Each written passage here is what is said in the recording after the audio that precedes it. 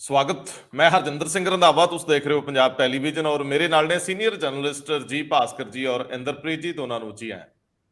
ਬਹੁਤ ਬਹੁਤ ਸ਼ੁਕਰੀਆ ਰੰਧਾਵਾ ਜੀ। ਥੈਂਕ ਯੂ ਜੀ, ਥੈਂਕ ਯੂ। ਕੈਦ ਵਿੱਚ ਇਹ ਮਰ ਜਾਣਗੇ, ਸੁੱਟ ਨਾ ਐਵੇਂ ਜਾਲ, ਅੰਬਰ ਵਿੱਚ ਹੀ ਸੋਹਣਿਆ ਪੰਛੀ ਕਰਨ ਕੰਬਾਲ। ਤ੍ਰੈਲੋਚਨ ਲੋਚੀ ਦੇ ਇਹ ਸਤਰਾਂ ਨੇ। ਇਹਦਾ ਸੰਦਰਭ ਬਿਲਕੁਲ ਸੰਦੀਪ ਪਾਠਕ ਨਾਲ ਨਹੀਂ ਜੁੜਦਾ, ਜਿਹੜੇ ਆਮ ਆਦਮੀ ਪਾਰਟੀ ਦੇ ਵਲੰਟੀਅਰਸ ਨੂੰ ਤੇ ਆਗੂਆਂ ਨੂੰ ਐਡਰੈਸ ਕਰਦਿਆਂ ਸੰਗਰੂਰ ਦੇ ਵਿੱਚ ਹੋਈ ਹਾਰ ਦੀ ਨਮੋਸ਼ੀ ਵੀ ਟਾਲਣਾ ਚਾਹੁੰਦੇ ਆ, ਤੇ ਫਿਰ ਉਹ ਇੱਕ ਵਲਗਣ ਵਲ ਦਿੰਦੇ ਆ ਕਿ ਭਾਈ ਆਹ ਤੁਹਾਡੀ ਸੀਮਾ ਹੈ ਤੇ ਇਹਦੇ ਵਿੱਚ ਤੁਸੀਂ ਜਿੱਤ ਦਿਵਾਉਣੀ ਹੈ। ਇਹ ਦਿਲਚਸਪੀਆਂ ਹਮੇਸ਼ਾ ਹੀ ਚੋਣਾਂ ਦੀਆਂ ਹੁੰਦੀਆਂ।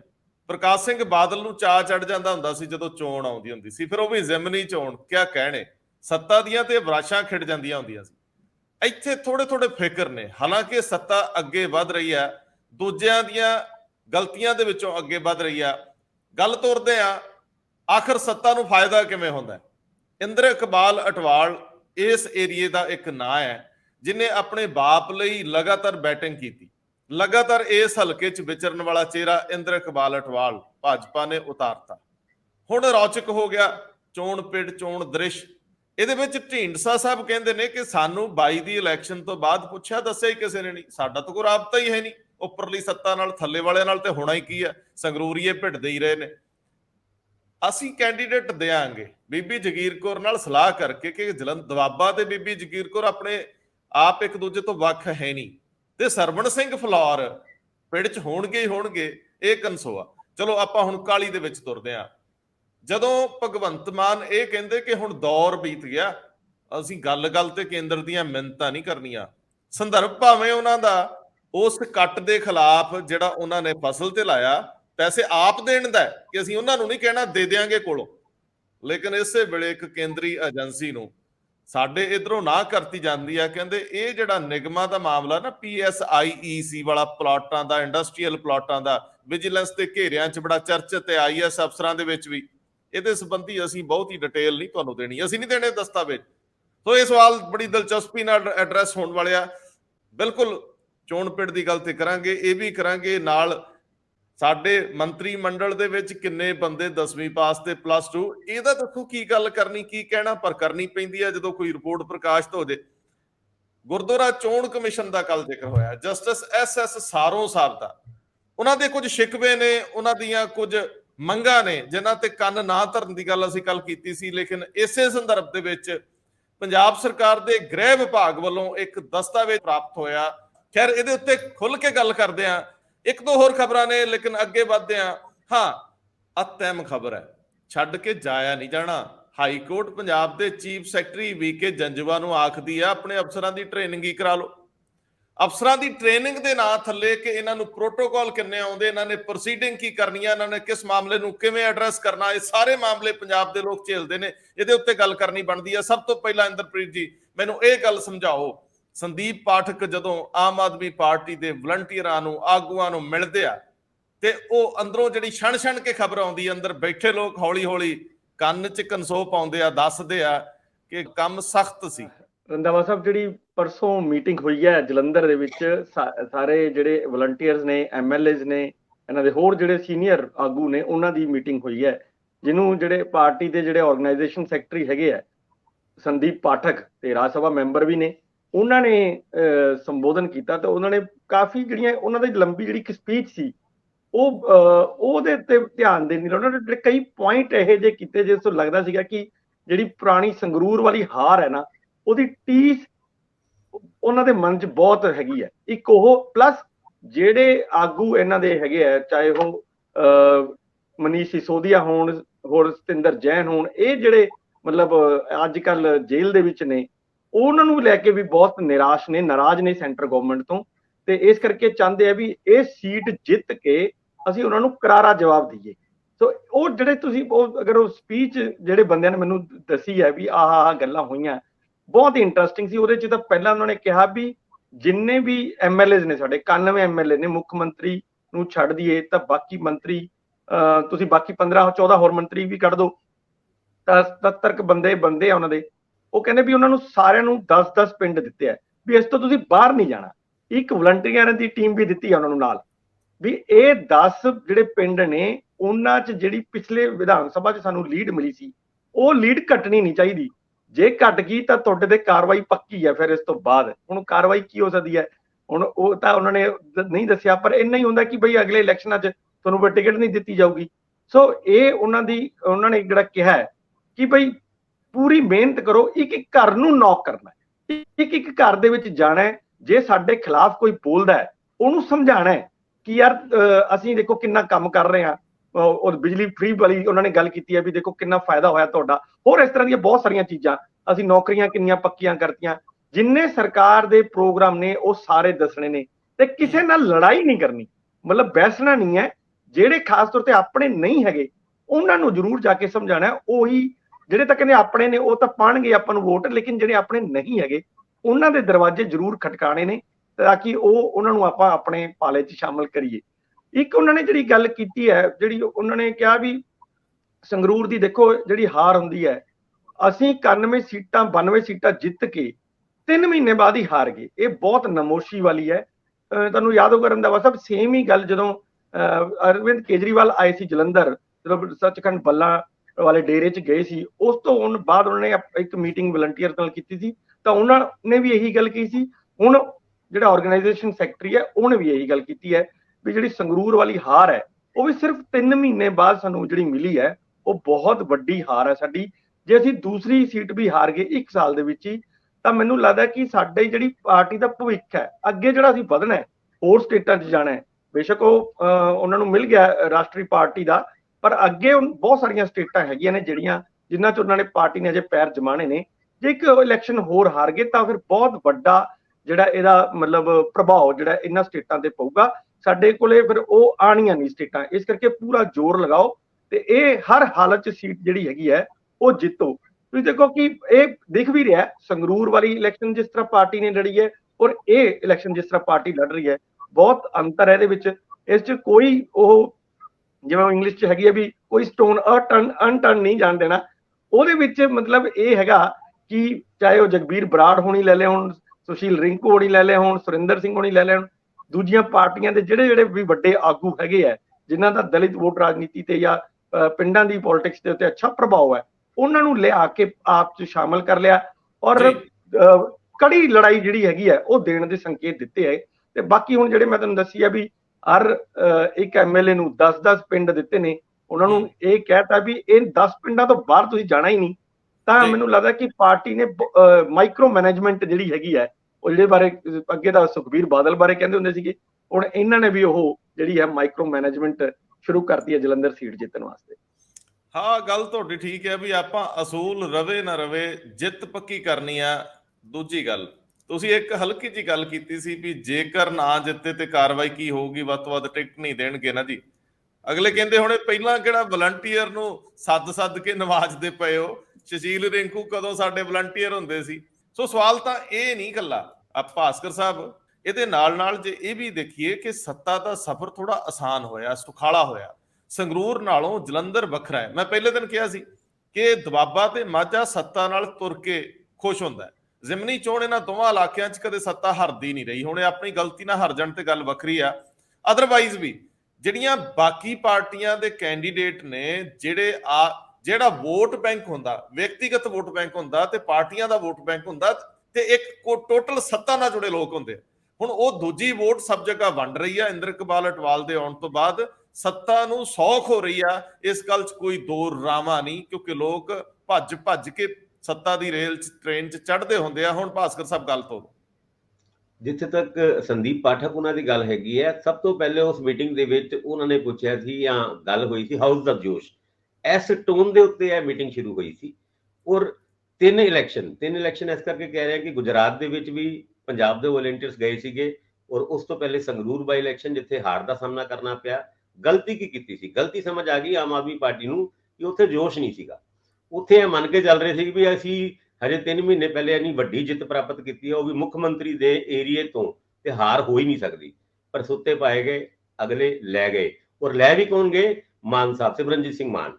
ਹੁਣ ਇੱਥੇ ਫਰਕ ਕੀ ਹੈ ਗੁਜਰਾਤ ਦੇ ਇਲੈਕਸ਼ਨ ਤੇ? ਤੋਂ ਇਹਦੇ ਵਿੱਚ ਗੁਜਰਾਤ ਦੇ ਇਲੈਕਸ਼ਨ ਦੇ ਵਿੱਚ ਜਹਾਜ਼ ਭਰ ਕੇ ਪੰਜਾਬ ਦੇ ਵੋਲੰਟੀਅਰਸ ਦਾ ਗਿਆ ਸੀ ਨਾ, ਤੇ ਉਹਨਾਂ ਨੂੰ ਹੋਟਲ ਬੁਕਿੰਗ ਵੀ ਆਪਣੀ ਕਰਨੀ ਪਈ ਸੀ ਔਰ ਬਾਅਦ ਚ ਰੋਟੀ ਪਾਣੀ ਵੀ ਆਪਣਾ ਬੰਦੋਬਸਤ ਕਰਨਾ ਪਿਆ ਸੀ, ਗੱਡੀਆਂ ਦਾ ਇੰਤਜ਼ਾਮ ਵੀ ਆਪਣੇ ਆਪ ਕਰਨਾ ਪਿਆ ਸੀ। ਇੱਥੇ ਸੰਦੀਪ ਪਾਠਕ ਉਹਨਾਂ ਗੱਡੀਆਂ ਗੁੱਡੀਆਂ ਪੂਰੀ ਤਿਆਰ ਕਰਕੇ ਭੇਜ ਰਹੇ ਨੇ ਔਰ ਸਾਰੇ ਵੋਲੰਟੀਅਰਸ ਨੂੰ ਕਈਆਂ ਦੀ ਤੇ ਪ੍ਰਮੋਸ਼ਨ ਵੀ ਕਰਦੀ, ਉਹਨਾਂ ਨੂੰ ਇੱਕ ਦਰਜਾ ਦਿੱਤਾ ਗਿਆ ਲੀਡਰ ਦਾ।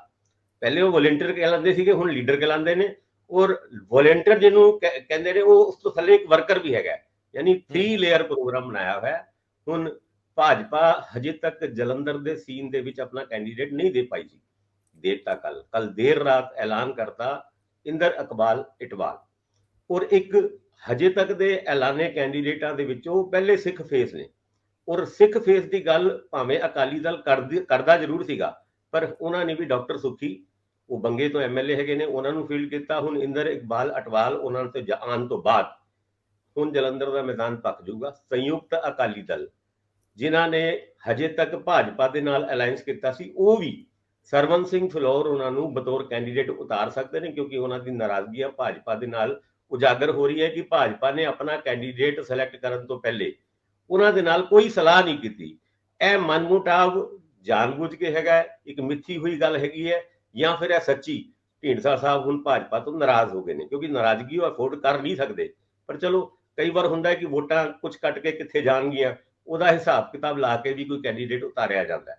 ਹੁਣ ਜਲੰਧਰ ਦਾ ਮੈਦਾਨ ਦੇ ਵਿੱਚ ਅੱਜ ਡਾਕਟਰ ਕਰਮਜੀਤ ਕੌਰ ਜਿਹੜੀ ਕਾਂਗਰਸ ਦੀ ਨੋਮੀਨੀ ਹੈ, ਉਹ ਅੱਜ ਆਪਣਾ ਨੋਮੀਨੇਸ਼ਨ ਪੇਪਰ ਫਾਈਲ ਕਰ ਰਹੀ ਹੈ। ਔਰ ਉਹਨਾਂ ਦੇ ਨਾਲ ਯੂਨਾਈਟਿਡ ਕਾਂਗਰਸ ਦੇ ਰੂਪ ਵਿੱਚ ਕੀ ਕਾਂਗਰਸ ਵਾਕਈ ਆਉਂਦੀ ਹੈ, ਕਿਉਂਕਿ ਨਵਜੋਤ ਸਿੰਘ ਸਿੱਧੂ ਉਹਨਾਂ ਦੇ ਵੀ ਜਲੰਧਰ ਦੇ 2-3 ਫੇਰੇ ਹੋਏ ਨੇ, ਜਿਹਦੇ ਵਿੱਚ ਲੱਗਦਾ ਸੀਗਾ ਕਿ ਵੀ ਉਹ ਨਾਰਾਜ਼ ਕਾਂਗਰਸੀ ਨੂੰ ਮਨਾਉਂਦੇ ਜਾ ਰਹੇ ਨੇ। ਪਰ ਜਿਹੜੇ ਕਾਂਗਰਸੀ ਆਲਰੇਡੀ ਸੀਗੇ ਔਰ ਜਿਹੜੇ ਵੱਡੇ ਕਮਾਨ ਸੰਭਾਲ ਰਹੇ ਨੇ, ਉਹਨਾਂ ਦੇ ਨਾਲ ਉਹਨਾਂ ਦੀ ਮੀਟਿੰਗ ਹਜੇ ਤੱਕ ਨਹੀਂ ਹੋਈ ਜਲੰਧਰ ਦੇ ਦੌਰੇ ਦੇ ਵਿੱਚ, ਕਿ ਅੱਜ ਨੋਮੀਨੇਸ਼ਨ ਪੇਪਰ ਫਾਈਲ ਕਰਨ ਦੇ ਮੌਕੇ ਦੇ ਵਿੱਚ ਕਾਂਗਰਸ ਯੂਨਾਈਟਿਡ ਹੋਏਗੀ। ਇਹ ਵੀ ਇੱਕ ਦੇਖਣ ਵਾਲੀ ਗੱਲ ਹੋਈ। ਇੱਕ ਇਹ ਵੀ ਫੈਕਟਰ ਕਾਫੀ ਮਾਪਿਆ ਜਾ ਰਿਹਾ ਕਿ ਅੰਮ੍ਰਿਤਪਾਲ ਦੇ ਵਰਤਾਰੇ ਤੋਂ ਬਾਅਦ ਸਿੱਖ ਮਾਨਸਿਕਤਾ ਦੇ ਵਿੱਚ ਸੱਤਾ ਨਾਲ ਕੋਈ ਨਾਰਾਜ਼ਗੀ ਤਾਂ ਨਹੀਂ।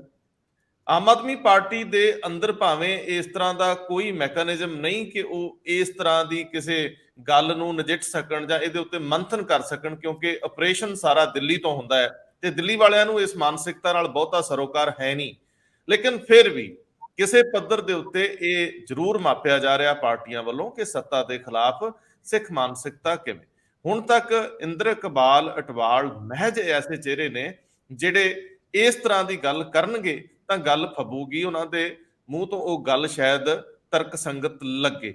ਔਰ ਆਉਂਦੇ ਦਿਨਾਂ ਦੇ ਵਿੱਚ ਕਿ ਇਹ ਗੱਲ ਇੰਜ ਅੱਗੇ ਵਧੂਗੀ, ਕਿਉਂਕਿ ਉੱਪਰਲੀ ਸੱਤਾ ਤੇ ਵੀ ਤਾਂ ਇਹੀ ਇਲਜ਼ਾਮ ਆਉਂਦਾ ਹੈ ਕਿ ਉਹਨਾਂ ਨੇ ਇਸ ਡਿਜ਼ਾਈਨ ਦੇ ਵਿੱਚ ਆਪਣਾ ਰੋਲ ਵੀ ਪਲੇ ਕੀਤਾ।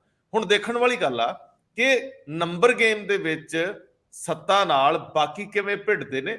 ਔਰ ਜੇ 4 ਨੰਬਰਾਂ ਦੀ ਗੇਮ, ਕਿਉਂਕਿ ਜੇ ਢੀਂਡਸਾ ਸਾਹਿਬ ਸਰਵਨ ਸਿੰਘ ਫਲੋਰ ਵੀ ਇੱਕ ਹੈਵੀ ਵੇਟ, ਜੇ ਚਿਹਰੇ ਨੂੰ ਦੇਖੋ ਤਾਂ 5 ਵਾਰ 6 ਵਾਰ ਉਹ ਐਮਐਲਏ ਰਹੇ, ਮੰਤਰੀ ਰਹੇ, ਤੇ ਇਸ ਕਰਕੇ ਜੇਕਰ ਉਹ ਆ ਜਾਂਦੇ ਤੇ ਉਹ ਵੀ ਕੈਂਡੀਡੇਟ ਵੱਡੇ ਗਿਣਤੀ ਚ ਆਉਣਗੇ। ਤੇ ਜੇ 5 ਲੋਕਾਂ ਦੀ ਫਹਿਰਿਸਤ ਬਣੂਗੀ ਕਿ 1 ਨੰਬਰ ਤੇ ਕੌਣ ਤੇ 5ਵੇਂ ਤੇ ਕੌਣ, ਇਹ ਦਿਲਚਸਪ ਹੋਣ ਵਾਲਾ ਅਗਲੇ ਦੌਰ 'ਚ ਦੇਖਣਾ। ਖੈਰ ਸਾਰੇ ਮਾਮਲੇ ਐਡਰੈਸ ਕਰਦੇ ਰਵਾਂਗੇ, ਇੱਕ ਦਿਨ 'ਚ ਪੂਰੇ ਨਹੀਂ ਹੋਣ ਵਾਲੇ। ਇੰਦਰਪ੍ਰੀਤ ਜੀ, ਜਦੋਂ ਮੁੱਖ ਮੰਤਰੀ ਕੱਲ ਕਿਸਾਨਾਂ ਨੂੰ ਰਾਹਤ ਦਿੰਦੇ ਆ ਕਿ ਲਾਲੇ ਕੇਂਦਰ ਕੱਟ ਮੈਂ ਦੇਵਾਂਗਾ ਨਾ, ਅਸੀਂ ਦੇਾਂਗੇ, ਉਹ ਕਹਿੰਦੇ ਜਿੰਨਾ ਕੱਟ ਲੱਗੂਗਾ ਪੰਜਾਬ ਸਰਕਾਰ ਭਰੂਗੀ। ਹੁਣ ਮਿੰਨਤਾਂ ਦਾ ਦੌਰ ਚਲੇ ਗਿਆ, ਅਸੀਂ ਮਿੰਨਤਾਂ ਨਹੀਂ ਕਰਨੀਆਂ। ਨਾਲ ਦੀ ਨਾਲ ਜਿਹੜਾ PSIEC ਦਾ ਮਾਮਲਾ, ਇੰਡਸਟਰੀਅਲ ਪਲਾਟਸ ਦਾ ਮਾਮਲਾ, ਜਿਹਦੇ ਵਿੱਚ ਇੱਕ IAS ਅਫਸਰ ਨੇ, ਜਿਹਦੇ ਚ ਸੁੰਦਰ ਸ਼ਾਮ ਅਰੋੜਾ ਦੇ ਖਿਲਾਫ FIR ਹੋਈ ਆ, ਜਿਹਦੇ ਵਿੱਚ ਅਫਸਰਾਂ ਤੇ ਸਰਕਾਰ 'ਚ ਠਣਗੀ ਸੀਗੀ, ਉਹ ਮਾਮਲੇ ਦੇ ਉੱਤੇ ED ਨੂੰ ਕਾਗਜ਼ ਦੇਣ ਤੋਂ ਮਨਾ ਕਰਨ ਨੂੰ ਕਿਵੇਂ ਲਈਏ, ਕਿਵੇਂ ਪ੍ਰਭਾਸ਼ਿਤ ਕਰੀਏ? ਰੰਧਾਵਾ ਸਾਹਿਬ ਦੇਖੋ, ਦੋਨੋਂ ਇਸ਼ੂ ਲਗਭਗ ਸੇਮ ਉਹ ਤਰ੍ਹਾਂ ਦੇ ਨੇ ਵੀ ਕੇਂਦਰ ਨਾਲ ਸਾਡੇ ਸੰਬੰਧ ਕਿਸ ਤਰ੍ਹਾਂ ਰਹਿਣਗੇ, ਕੀ ਅਸੀਂ ਮਿੰਨਤਾਂ ਤਰਲੇ ਕਰਕੇ ਉਹਨਾਂ ਨਾਲ ਕੰਮ ਕਰਨਾ ਹੈ ਜਾਂ ਅਸੀਂ ਠੋਕ ਵਜਾ ਕੇ ਕੰਮ ਕਰਨਾ ਹੈ। ਤਾਂ ਮੈਨੂੰ ਇਹ ਲੱਗਦਾ ਕਿ ਦੋਨੋਂ ਦੇ ਵਿੱਚ ਜਿਹੜਾ ਭਗਵੰਤ ਮਾਨ ਹੋਰਾਂ ਨੇ ਕੱਲ ਸਟੈਂਡ ਲਿੱਤਾ, ਉਹ ਸਟੈਂਡ ਠੀਕ ਹੈ ਕਿ ਹਰ ਗੱਲ ਦੇ ਉੱਤੇ ਕੇਂਦਰ ਸਰਕਾਰ ਕਹੀ ਜਾਵੇ ਵੀ ਸਾਨੂੰ ਆਹ ਵੀ ਦਿਓ ਉਹ ਵੀ ਦਿਓ, ਇਹ ਵੀ ਠੀਕ ਨਹੀਂ। ਜਿਵੇਂ ਮੰਨ ਲਓ ED ਦਾ ਹੈ, PSIEC ਦੀ ਜਾਂਚ ਵਿਜੀਲੈਂਸ ਬਿਊਰੋ ਕਰ ਰਿਹਾ ਹੈ ਔਰ ਠੀਕ ਢੰਗ ਨਾਲ ਕਰ ਰਿਹਾ, ਹਜੇ ਤੱਕ ਦੀ ਜੋ ਰਿਪੋਰਟਸ ਹੈਗੀਆਂ ਨੇ ਉਹਦੇ ਠੀਕ ਢੰਗ ਨਾਲ ਹੀ ਕਰ ਰਹੇ ਨੇ। ਤਾਂ ਕਿਉਂਕਿ ਇਹਦੇ ਵਿੱਚ ਦੇਖੋ ਬਹੁਤ ਵੱਡਾ ਤਬਕਾ ਜਿਹੜਾ ਹੈ ਉਹ IAS ਅਫਸਰਾਂ ਦਾ ਵੀ ਹੈਗਾ, ਉਹਨਾਂ ਨਾਲ ਵੀ ਉਹਨਾਂ ਨੂੰ ਮੈਨੇਜ ਵੀ ਕਰਨਾ ਹੈ ਤੇ ਜਾਂਚ ਵੀ ਕਰਨੀ ਹੈ ਕਰਪਸ਼ਨ ਦੀ, ਦੋਨਾਂ ਨਾਲ ਜਿਹੜਾ ਤਾਲਮੇਲ ਹੁੰਦਾ ਉਹ ਕਹਿੰਦੇ ਬਿਠਾ ਕੇ ਕੰਮ ਹੋ ਰਿਹਾ। ਤਾਂ ਉਹਦੇ ਵਿੱਚ ਮਤਲਬ ED ਬਿਨਾਂ ਮਤਲਬ ਤੋਂ ਮਤਲਬ ਕੁੱਦੇ ਵੀ ਹਾਂ ਸਾਨੂੰ ਵੀ ਇਹਦਾ ਸਾਰਾ ਉਹ ਦੋ, ਤਾਂ ਮੈਨੂੰ ਠੀਕ ਨਹੀਂ ਲੱਗਦਾ। ਕਿਉਂਕਿ ਜੇ ਤਾਂ ਜਾਂਚ ਨਾ ਚੱਲ ਰਹੀ ਹੋਵੇ ਫਿਰ ਤਾਂ ਠੀਕ ਹੈ, ਲੇਕਿਨ ਉਹਨਾਂ ਦਾ ਕੁੱਦਣਾ ਸਾਫ਼ ਹੈ ਕਿ ਵੀ ਉਹ ਕੁਝ ਹੋਰ ਵੀ ਚਾਹੁੰਦੇ ਆ। ਇਸੇ ਤਰ੍ਹਾਂ ਹੀ ਜਿਹੜਾ ਕੱਲ ਦਾ ਮਾਮਲਾ ਸੀਗਾ ਵੈਲਿਊ ਕੱਟ ਦਾ, ਆਪਾਂ ਕੱਲ ਲੰਬਾ ਡਿਸਕਸ ਵੀ ਇਸ ਤੇ ਕੀਤਾ ਸੀਗਾ ਕਿ ਉਹਨਾਂ ਨੇ 35 ਰੁਪਏ ਤੱਕ ਵੈਲਿਊ ਕੱਟ ਲਗਾਇਆ ਜਿਹੜੀ ਕਣਕ ਦਾ ਨੁਕਸਾਨ ਹੋਇਆ। ਦੇਖੋ ਬਹੁਤ ਵੱਡਾ ਚਾਂਸ ਸੀਗਾ ਭਾਜਪਾ ਕੋਲ ਇਹ ਕਿ ਉਹ ਕੱਲ ਕਿਸਾਨਾਂ ਨਾਲ ਖੜਦੀ, ਉਹਨਾਂ ਦੀ ਪਾਰਟੀ ਜਾਂ ਉਹਨਾਂ ਦੀ ਸਰਕਾਰ ਹੈ ਜਿਹੜੀ ਸੈਂਟਰ ਗਵਰਨਮੈਂਟ, ਉਹ ਕਿਸਾਨਾਂ ਨਾਲ ਖੜਦੀ ਤੇ ਉਹਨਾਂ ਨੇ ਕਹਿਣਾ ਸੀ ਵੀ ਅਸੀਂ ਕੋਈ ਵੈਲਿਊ ਕੱਟ ਅਸੀਂ ਲਗਾਵਾਂਗੇ ਪਰ ਵੈਲਿਊ ਕੱਟ ਅਸੀਂ ਪੇ ਕਰਾਂਗੇ, ਕਿਸਾਨਾਂ ਨੂੰ ਉਹਦਾ ਕੋਈ ਨੁਕਸਾਨ ਨਹੀਂ ਹੋਗਾ, ਕਿਸਾਨਾਂ ਨੂੰ ਪੂਰੀ ਪੇਮੈਂਟ ਹੋਗੀ। ਫਿਰ ਤਾਂ ਉਹ ਸਮਝਦੇ ਕਿ ਹਾਂ ਅਜੇ ਨਾ ਤਾਲ ਟੁੱਟੀ ਨਾ ਰਾਗ ਮੁੱਕਿਆ। ਮੈਨੂੰ ਲੱਗਦਾ ਵੱਡੀ ਗੱਲ ਨਹੀਂ ਕਿ 50-100 ਰੁਪਏ ਦਾ ਬੋਨਸ ਅਗਲੇ ਬਾਅਦ ਚ ਐਲਾਨ ਕਰ ਦੇਣ, ਤੁਸੀਂ ਦਿਓ 35 ਅਸੀਂ 100 ਦਿੰਨੇ ਆ, ਗੇਮ ਆ ਨਾ। ਪਰ ਇਹਦੇ ਉੱਤੇ ਇੱਕ ਸਵਾਲ ਹੈ ਕਿ ਇਹ ਕੱਲ ਚੋਣ ਕਮਿਸ਼ਨ ਦੇ ਘੇਰਿਆਂ ਚ ਗੱਲ ਫਸ ਵੀ ਸਕਦੀ ਹੈ, ਕੀ ਖਿਆਲ? ਨਹੀਂ, ਪਰ ਉਹ ਦੇਖੋ ਚੋਣ ਕਮਿਸ਼ਨ ਸਿਰਫ ਇੱਕ ਜਲੰਧਰ ਦਾ ਹੈਗਾ, ਪਰ ਇਹ 3 ਸਟੇਟਾਂ ਦਾ ਮਾਮਲਾ ਹੈ, ਵੱਡੀਆਂ ਸਟੇਟਾਂ ਨੇ, ਪੰਜਾਬ, ਹਰਿਆਣਾ ਔਰ ਯੂਪੀ ਹੈਗਾ। ਦੇਖੋ ਇਹ ਵੱਡੀਆਂ ਸਟੇਟਾਂ ਨੇ ਜਿੱਥੇ ਮਤਲਬ ਇਹ ਨੁਕਸਾਨ ਹੋਇਆ, ਔਰ ਇਹ ਨੁਕਸਾਨ ਕੱਲਾ ਇਸ ਤਰ੍ਹਾਂ ਨਾ ਦੇਖਿਆ ਜਾਏ ਕਿ ਇਹਨਾਂ 3 ਸਟੇਟਾਂ ਦਾ ਨੁਕਸਾਨ ਹੋਇਆ। ਇਹਨੂੰ ਤੁਸੀਂ ਰੰਧਾਵਾ ਸਾਹਿਬ ਫੂਡ ਸਿਕਿਉਰਿਟੀ ਨਾਲ ਵੀ ਲਓ, ਕਿਉਂਕਿ ਇਹ ਤਿੰਨੋਂ ਹੀ ਸਟੇਟਾਂ ਜਿਹੜੀਆਂ ਹੈਗੀਆਂ ਨੇ ਸਾਡੇ ਕੰਟਰੀ ਦੀ ਫੂਡ ਸਿਕਿਉਰਿਟੀ ਜਿਹੜੀ ਹੈ ਮੇਨਟੇਨ ਕਰਕੇ ਰੱਖਦੀਆਂ ਨੇ। ਜੇ ਉਹਨਾਂ ਦਾ ਕਿਸਾਨ ਮੰਨ ਲਓ ਅੱਜ ਹਤੋਤਸਾਹਿਤ ਹੋ ਜਾਂਦਾ ਤਾਂ ਫਿਰ ਉਹ ਕੱਲ ਉਹਨੇ ਰਕਬਾ ਘਟਾਤਾ, ਫਿਰ ਤੁਸੀਂ ਕਿਵੇਂ 140 ਕਰੋੜ ਲੋਕਾਂ ਨੂੰ ਮਤਲਬ ਰੋਟੀ ਖਵਾਓਗੇ? ਸੋ ਇਹ ਕਈ ਚੀਜ਼ਾਂ ਨੇ ਜਿਹੜੀਆਂ ਮਤਲਬ ਕਿ ਗਵਰਨਮੈਂਟ ਨੂੰ ਹੈਂਡਲ ਕਰਨੀਆਂ ਚਾਹੀਦੀਆਂ ਸੀ, ਗਵਰਨਮੈਂਟ ਨੂੰ ਖੜਨਾ ਚਾਹੀਦਾ ਸੀ। ਮੇਰਾ 2-3 ਦਿਨ ਤੋਂ ਮੈਂ ਲਗਾਤਾਰ ਇਸ ਪ੍ਰੋਗਰਾਮ 'ਚ ਇਹ ਕਹਿ ਰਿਹਾ ਕਿ ਗਵਰਨਮੈਂਟ ਨੂੰ ਖੜਨਾ ਚਾਹੀਦਾ, ਉੱਥੇ ਉਹਨਾਂ ਨੂੰ ਕਹਿਣਾ ਚਾਹੀਦਾ ਵੀ ਤੁਹਾਡਾ ਫਾਰਮਰਸ ਦਾ ਕੋਈ ਨੁਕਸਾਨ ਨਹੀਂ ਹੋਊਗਾ, ਕਿਉਂਕਿ ਇਹ ਨੁਕਸਾਨ ਫਾਰਮਰਸ ਦਾ ਉਹਨਾਂ ਦੀ ਆਪਣੀਆਂ ਗਲਤੀਆਂ ਕਰਕੇ ਨਹੀਂ ਹੋਇਆ, ਇਹ ਕੁਦਰਤ ਦੀ ਕਰੋਪੀ ਕਰਕੇ ਹੋਇਆ। ਤੇ ਕੁਦਰਤ ਦੀ ਕਰੋਪੀ ਦੇ ਵਿੱਚ ਜੇ ਸਰਕਾਰ ਨਹੀਂ ਖੜੇਗੀ ਤਾਂ ਆਪਾਂ ਪਾਕਿਸਤਾਨ ਦੀ ਸਰਕਾਰ ਨੂੰ ਥੋੜਾ ਕਹਿਣਾ ਵੀ ਭਾਈ ਸਾਡੀ ਮਦਦ ਕਰੋ, ਅਸੀਂ ਤਾਂ ਆਪਣੀ ਸਰਕਾਰ ਨੂੰ ਹੀ ਕਹਿਣਾ ਨਾ। ਤੇ ਜੇ ਤੁਸੀਂ ਨਹੀਂ ਖੜਦੇ ਤਾਂ ਫਿਰ ਭਗਵੰਤ ਮਾਨ ਨੇ ਮੈਨੂੰ ਲੱਗਦਾ ਕਿ ਜੋ ਕੱਲ ਸਟੈਂਡ ਲਿਆ ਉਹ ਬਹੁਤ ਅੱਛਾ ਲਿਆ। ਉਹਨਾਂ ਨੇ ਕਹਿਤਾ ਸਾਫ਼ ਤੌਰ ਤੇ ਵੀ ਜੇ ਤੁਸੀਂ ਨਹੀਂ ਦੋਗੇ ਤਾਂ ਨਾ ਦੋ, ਅਸੀਂ ਦੇਵਾਂਗੇ। ਦੇਖੋ ਮੇਰਾ ਖਿਆਲ ਹੈ ਕਿ ਜੇ 9% ਵੈਲਿਊ ਕੱਟ ਐਵਰੇਜ ਲਗਾਈ ਜਾਏ ਵੀ ਜੇ ਇੰਨੀ ਪੰਜਾਬ ਦੇ ਕਿਸਾਨਾਂ ਤੇ ਪੈਂਦੀ ਹੈ ਤਾਂ ਲਗਭਗ 350 ਕਰੋੜ ਰੁਪਏ ਦਾ ਜਿਹੜਾ ਭਾਰ ਹੈ ਉਹ ਸਟੇਟ ਨੂੰ ਝੱਲਣਾ ਪਊਗਾ। ਤੇ PSIEC ਵਾਲਾ ਮਾਮਲਾ ਵਿੱਚ ਰਹਿ ਗਿਆ। ਕੱਲ ਹਾਈ ਕੋਰਟ ਦੇ ਵਿੱਚੋਂ ਉਹਦੇ 3 ਲੋਕਾਂ ਨੂੰ ਜ਼ਮਾਨਤ ਵੀ ਮਿਲ ਗਈ ਹੈ ਜਿਹੜੇ ਫੜੇ ਗਏ ਸੀ ਇਸ ਘਪਲੇ ਘੁਟਾਲੇ 'ਚ। ਜੀ ਬਿਲਕੁਲ ਹਾਈ ਕੋਰਟ ਦੇ ਵਿੱਚ ਵੀ ਕੀ ਇਸ ਤੋਂ ਪਹਿਲੇ PSIC ਦਾ ਜਿਸ ਤਰੀਕੇ ਨਾਲ ਇਨਵੈਸਟੀਗੇਸ਼ਨ ਵਿਜੀਲੈਂਸ ਵਿਭਾਗ ਕਰ ਰਿਹਾ ਸੀਗਾ ਉਹਦੇ ਉੱਤੇ ਹਮੇਸ਼ਾ ਉਂਗਲਾਂ ਉੱਠਦੀ ਰਹੀ। ਨੀਲਿਮਾ ਨੂੰ ਇੱਕ IAS ਆਫੀਸਰ ਜਿਹੜੀ ਉੱਥੇ ਕਾਰਗਰ ਸੀਗੀ ਨੀਲਿਮਾ, ਉਹਨਾਂ ਨੂੰ ਬੁੱਕ ਜ਼ਰੂਰ ਕੀਤਾ ਪਰ ਹਜੇ ਤੱਕ ਸੱਦਿਆ ਨਹੀਂ ਪੁੱਛਗਿੱਛ ਵਾਸਤੇ। ਔਰ ਉਸ ਗੱਲ ਦੇ ਉੱਤੇ ਭਗਵੰਤ ਮਾਨ ਉਹਨਾਂ ਨੇ ਵੀ ਵਿਜੀਲੈਂਸ ਬਿਊਰੋ ਨੂੰ ਇੱਕ ਚਿੱਠੀ ਲਿਖੀ ਸੀ ਕਿ 17A ਦੀ ਪਰਮਿਸ਼ਨ ਤੋਂ ਬਗੈਰ ਕਿਸੇ ਆਫੀਸਰ ਨੂੰ ਬੁੱਕ ਨਾ ਕਰੋ। ਔਰ ਫਿਰ ਸੁਪਰੀਮ ਕੋਰਟ ਦੀ ਉਹ 4 ਹਫ਼ਤਿਆਂ ਦੀ ਇੱਕ ਤਰੀਕੇ ਨਾਲ ਰਿਆਇਤ, ਯਾਨੀ 4 ਹਫ਼ਤੇ ਦੇ ਵਿੱਚ ਕੋਈ ਇਸ ਇਨਵੈਸਟੀਗੇਸ਼ਨ ਅੱਗੇ ਨਾ ਵਧੇ। ਕੱਲ ਇਹ ਮਾਮਲਾ ਹਾਈ ਕੋਰਟ ਦੇ ਵਿੱਚ ਆਇਆ। SP ਸਿੰਘ ਤੁਹਾਨੂੰ ਯਾਦ ਹੋਏਗਾ ਜੋ ਆਪਣੇ ਪਿਤਾ ਦੇ ਸੰਸਕਾਰ ਦੇ ਵਾਸਤੇ ਉੱਥੇ ਗਏ ਸੀਗੇ, ਉਹਨਾਂ ਨੂੰ ਉੱਥੋਂ ਹੀ ਫੜਿਆ ਗਿਆ ਸੀਗਾ, ਉਹਨਾਂ ਨੂੰ ਵੀ ਕੱਲ ਜ਼ਮਾਨਤ ਮਿਲ ਗਈ।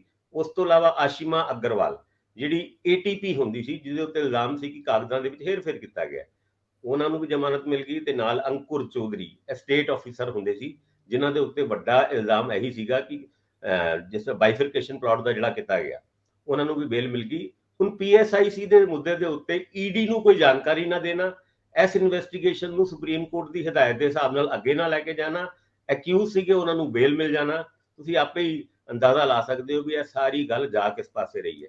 ਦੂਜੇ ਪਾਸੇ ਹਾਈ ਕੋਰਟ ਦੇ ਵਿੱਚ ਹੀ ਕੱਲ ਇੱਕ ਪਟੀਸ਼ਨ ਨੂੰ ਸੁਣਦੇ ਹੋਏ ਸਰਕਾਰ ਨੂੰ ਐਫੀਡੇਵਿਟ ਫਾਈਲ ਕਰਨ ਵਾਸਤੇ ਗਿਆ ਕਿ ਇਹਨਾਂ ਅਫਸਰਾਂ ਦੀ ਤੁਸੀਂ ਟ੍ਰੇਨਿੰਗ ਵੀ ਕਰਦੇ ਹੋ, ਕਿਉਂਕਿ ਜਿਸ ਤਰੀਕੇ ਨਾਲ ਬਹੁਤ ਸਾਰੇ ਕੇਸਿਸ ਦੇ ਵਿੱਚ ਫੈਸਲਾ ਲੈ ਰਹੇ ਨੇ ਲੱਗਦਾ ਹੈ ਕਿ ਆਪਣਾ ਮਾਈਂਡ ਅਪਲਾਈ ਨਹੀਂ ਕਰਦੇ ਕਿਸੇ ਡਿਸੀਜਨ ਲੈਣ ਤੋਂ ਪਹਿਲੇ।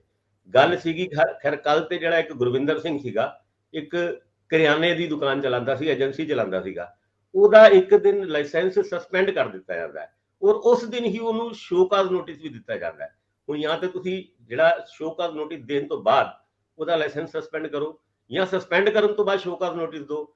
ਹਾਈ ਕੋਰਟ ਦਾ ਕਹਿਣਾ ਹੈ ਕਿ ਇਹ ਬਿਲਕੁਲ ਨੈਚੁਰਲ ਜਸਟਿਸ ਜਾਂ ਇੱਕ ਜਿਹੜੀ ਮੈਂਡੇਟਰੀ ਪ੍ਰੋਸੀਜਰ ਹੁੰਦਾ ਹੈ ਉਹਨੂੰ ਕਿਸੇ ਵੀ ਜਗ੍ਹਾ ਅਡਾਪਟ ਨਹੀਂ ਕੀਤਾ ਗਿਆ। 71 ਏਦਾਂ ਦੀ ਪਟੀਸ਼ਨਸ ਪੈਂਡਿੰਗ ਹੈਗੀ ਹੈ ਹਾਈ ਕੋਰਟ ਦੇ ਵਿੱਚ, ਔਰ ਹਾਈ ਕੋਰਟ ਨੇ ਸਾਫ਼ ਤੌਰ ਤੇ ਕਹਿਤਾ ਅਫਸਰਾਂ ਦੀ ਟ੍ਰੇਨਿੰਗ ਕਰੋ, ਕਿਉਂਕਿ ਇਹਨਾਂ ਨੂੰ ਇਹ ਹੀ ਨਹੀਂ ਪਤਾ ਲੱਗਦਾ ਕਿ ਬਈ ਪਹਿਲੇ ਡਿਸੀਜਨ ਕਿਹੜਾ ਦੇਣਾ ਹੈ ਔਰ ਬਾਅਦ ਚੋਂ ਕਿਹੜਾ ਦੇਣਾ ਹੈ। ਔਰ ਕਈ ਵਾਰ ਤੇ ਆਪਣੇ ਅਧਿਕਾਰ ਖੇਤਰ ਦੇ ਵਿੱਚ ਜਿਹੜਾ ਉਹਨਾਂ ਕੋਲ ਅਧਿਕਾਰ ਹੀ ਨਹੀਂ ਹੈ, ਉਹਨਾਂ ਮੁੱਦਿਆਂ ਦੇ ਉੱਤੇ ਵੀ ਐਕਸ਼ਨ ਲੈਂਦੇ ਨੇ। ਹੁਣ ਸਰਕਾਰ ਐਫੀਡੇਵਿਟ ਦੇਗੀ, ਟ੍ਰੇਨਿੰਗ ਦੇਗੀ, ਐਕਸ਼ਨ ਕਿਸੇ ਦੇ ਖਿਲਾਫ ਲੈਣਾ ਤੇ ਪੂਰਾ ਪ੍ਰੋਸੀਜਰ ਅਡਾਪਟ ਕਰਨ ਵਾਸਤੇ ਇੱਕ ਸਿਸਟਮ ਜੇ ਆਪਣੇ ਅਫਸਰਾਂ ਨੂੰ ਸਮਝਾਏਗੀ, ਇਹ ਤੇ ਬਾਅਦ ਚੋਂ ਪਤਾ ਲੱਗੇਗਾ। ਪਰ ਫਿਲਹਾਲ ਐਫੀਡੇਵਿਟ ਜੰਜੂਆ ਸਾਹਿਬ ਨੂੰ ਦੇਣਾ ਪੈਣਾ ਹੈ ਕਿ ਹਾਂ ਅਸੀਂ ਆਪਣੇ ਬੰਦੇ ਹੁਣ ਟ੍ਰੇਨਡ ਕਰਾਂਗੇ। ਜੰਜੂਆ ਸਾਹਿਬ ਹੁਣ ਕਿੱਥੇ ਕਿੱਥੇ ਜਾ ਕੇ ਉਹ ਗੀਤ ਸੀ ਨਾ, ਜਿੰਦ ਕੱਲੀ ਤੇ ਮਲਾਜੇਦਾਰ ਬਾਲੇ, ਮੈਂ ਕਿਹਦਾ ਮਾਣ ਰੱਖ ਲਾਂ। ਆਈਐਸ ਅਫਸਰਾਂ ਦਾ ਰੱਖਣ ਕਿ ਸਿਆਸਤਦਾਨਾਂ ਦਾ ਰੱਖਣ, ਸਿਆਸਤਦਾਨਾਂ ਚੋਂ ਵੀ ਪੰਜਾਬ ਵਾਲਿਆਂ ਦਾ ਰੱਖਣ ਕਿ ਦਿੱਲੀ ਵਾਲਿਆਂ ਦਾ ਰੱਖਣ, ਸੋ ਬੰਦਾ ਫਸ ਜਾਂਦਾ ਨਾ। ਨਮਾਣੀ ਜਿੰਦ ਕਿੱਥੇ ਕਿੱਥੇ ਜਾਵੇ, ਹੱਥੀਂ ਸਹੇੜੀਆਂ।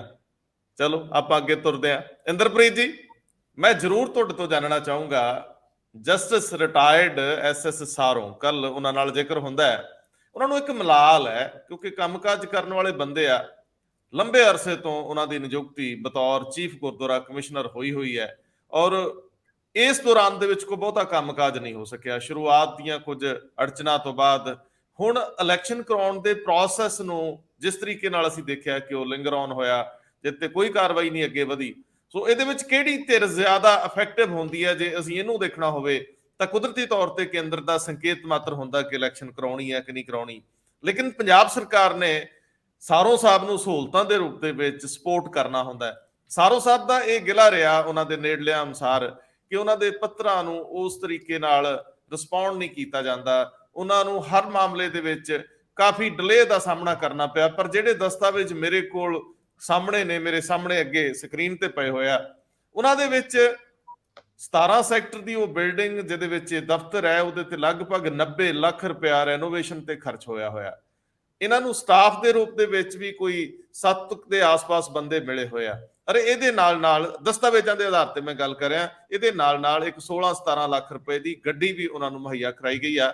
ਪੰਜਾਬ ਸਰਕਾਰ ਦਾ ਇਹ ਤਰਕ ਹੈ ਅਫਸਰਾਂ ਦੇ ਰਾਹੀਂ ਕਿ ਸਾਡੇ ਵੱਲੋਂ ਜੋ ਵੀ ਹੋ ਸਕਦਾ ਉਹ ਅਸੀਂ ਕਰਦੇ ਹਾਂ ਤੇ ਕਰ ਰਹੇ ਹਾਂ, ਲੇਕਿਨ ਜਿਹੜੇ ਫੈਸਲੇ ਅਸੀਂ ਲੈ ਨਹੀਂ ਸਕਦੇ ਉਹਨਾਂ ਸੰਬੰਧੀ ਅਸੀਂ ਉੱਪਰ ਹੀ ਲਿਖਾਂਗੇ, ਹੋਰ ਕਰ ਵੀ ਕੀ ਸਕਦੇ ਹਾਂ। ਇਹਨੂੰ ਜ਼ੁਬਾਨ ਦਿਓ ਜ਼ਰਾ ਗੱਲ ਨੂੰ। ਮੈਨੂੰ ਲੱਗਦਾ ਹੈ ਕਿ ਇਹ ਦੋਵੇਂ ਧਿਰਾਂ ਮੁੱਢਲੇ ਰੂਪ 'ਚ ਇਨੋਸੈਂਟ ਲੱਗਦੀਆਂ ਨੇ ਜਾਂ ਇਨੋਸੈਂਟ ਲੱਗਣ ਵਰਗੀ ਸਥਿਤੀ 'ਚ ਨੇ। ਆਖਿਰ ਫਿਰ ਇਹਦੇ ਵਿੱਚ ਵਿਲਨ ਕਿਹਨੂੰ ਰੱਖੀਏ? ਸਵਾਲ ਤਾਂ ਇਹ ਨੇ। ਗੱਲ ਤੋਰੋ ਜ਼ਰਾ।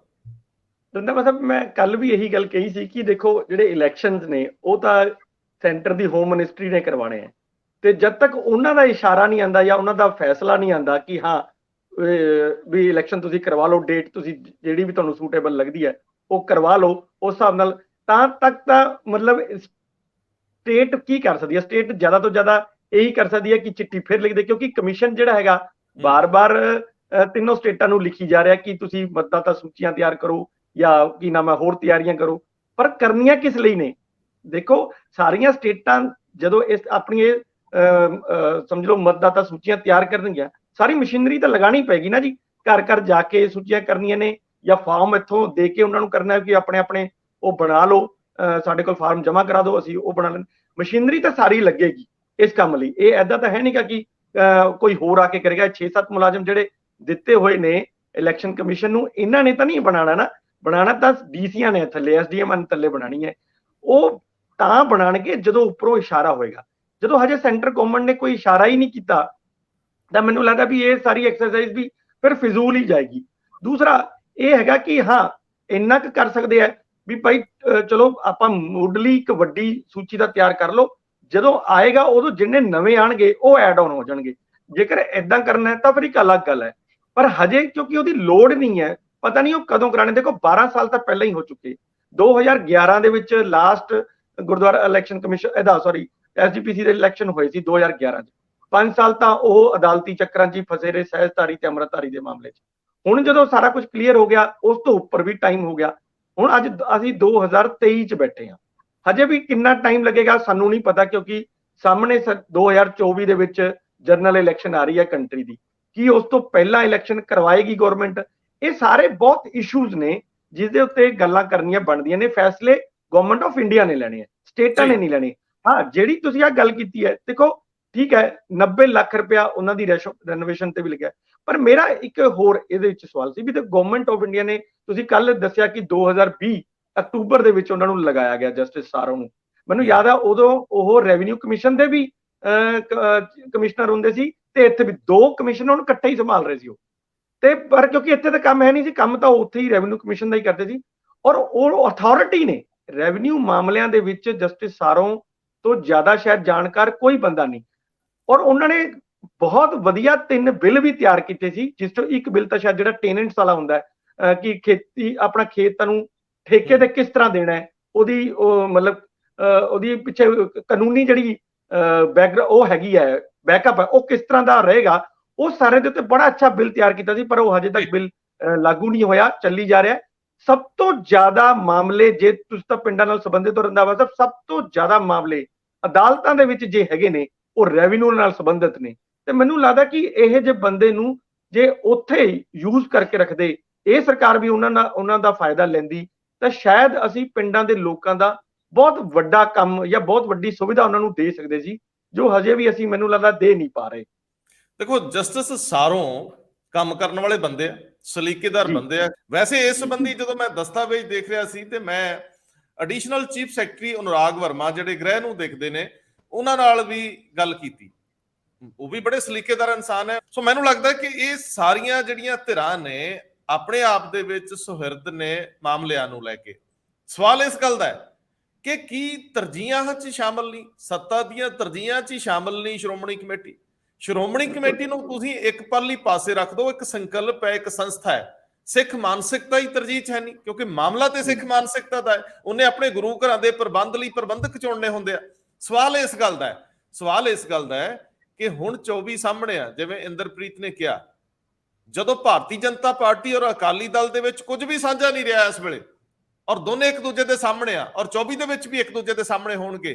ਕੀ ਇਸ ਮੌਕੇ ਤੇ ਜਦੋਂ ਅਕਾਲੀ ਦਲ ਤੋਂ ਇਲਾਵਾ ਦੂਜਾ ਕੋਈ ਸੰਗਠਨ ਹੀ ਹੈ ਨਹੀਂ ਜਿਹੜਾ ਸ਼੍ਰੋਮਣੀ ਕਮੇਟੀ ਚੋਣਾਂ ਲਈ ਤਿਆਰ ਹੋਵੇ, ਜਾਂ ਸ਼੍ਰੋਮਣੀ ਅਕਾਲੀ ਦਲ ਦਾ ਕੋਈ ਸ਼ਰੀਕ ਐਸਾ ਪੈਦਾ ਹੀ ਨਹੀਂ ਹੋ ਸਕਿਆ ਜਿਹੜਾ ਖੜਾ ਹੋ ਕੇ ਗੁਰਦੁਆਰਾ ਇਲੈਕਸ਼ਨ ਦੇ ਵਿੱਚ ਸ਼੍ਰੋਮਣੀ ਕਮੇਟੀ ਦੀ ਚੋਣ ਦੇ ਵਿੱਚ ਆਪਣਾ ਪ੍ਰਭਾਵੀ ਰੁਖ ਸਾਫ਼ ਕਰ ਸਕਦਾ ਹੋਵੇ?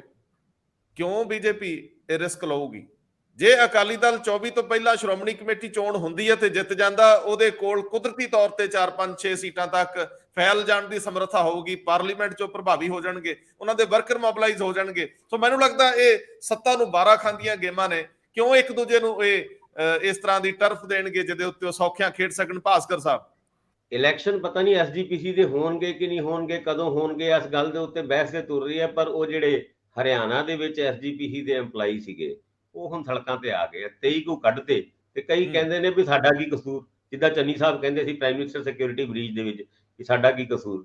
ਉਹ ਕਹਿੰਦੇ ਨੇ ਕਿ ਵੀ ਤੁਸੀਂ ਸਾਡੀ ਤਨਖਾਹ ਤੇ ਦਿਓ। ਪਿਛਲੇ ਦਿਨਾਂ ਦੇ ਵਿੱਚ ਐਸਜੀਪੀਸੀ ਦਾ ਬਜਟ ਆਇਆ, ਹਰਿਆਣਾ ਦੇ ਵਿੱਚ ਅੱਛਾ ਖਾਸਾ ਇੱਕ ਐਲੋਕੇਟ ਕੀਤਾ ਜਾਂਦਾ ਸੀ ਅਮਾਊਂਟ, ਐਤਕੀ ਬੜਾ ਛੋਟਾ ਜਿਹਾ ਅਮਾਊਂਟ, ਚਲੋ ਉਦਾਂ ਹੀ ਵੀ ਥੋੜਾ ਜਿਹਾ ਚਲੋ ਹਰਿਆਣਾ ਨੂੰ ਵੀ ਦੇ ਦਾਂਗੇ, ਕਿਉਂਕਿ ਉਹ ਇਲਜ਼ਾਮ ਨੇ ਆਏ ਕਿ ਵੀ ਹਰਿਆਣਾ ਵੱਖਰਾ ਹੋ ਗਿਆ ਤੇ ਹੁਣ ਉੱਥੇ ਆਪਾਂ ਕੋਈ ਪੈਸੇ ਨਹੀਂ ਖਰਚਾਂਗੇ।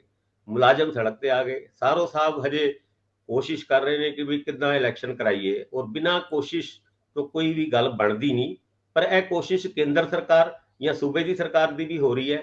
ਗੱਲ ਤੇ ਇੱਥੇ ਜਾ ਕੇ ਬਣੂਗੀ, ਪਰ ਹਜੇ ਤਾਂ ਗੱਲਾਂ ਹੀ ਹੈ। ਇਲੈਕਸ਼ਨ ਜਿਸ ਤਰ੍ਹਾਂ ਅਸੀਂ ਕੱਲ ਵੀ ਕਿਹਾ ਸੀਗਾ ਕਿ ਸਰਾਓ ਸਾਹਿਬ ਦੇ ਦਫ਼ਤਰ ਦੀ ਬੱਤੀ ਵੀ ਜਲ ਜਾਏ ਤੇ ਏਦਾਂ ਦੀ ਹਵਾ ਫੈਲ ਜਾਂਦੀ ਹੈ ਕਿ ਵੀ ਇਲੈਕਸ਼ਨ ਹੋਣ ਵਾਲੇ ਨੇ ਐਸਜੀਪੀਸੀ ਦੇ, ਪਰ ਹੋਣਗੇ ਕਦੋਂ ਇਹ ਸਾਰੋ ਸਾਹਿਬ ਹੀ ਦੱਸ ਸਕਦੇ।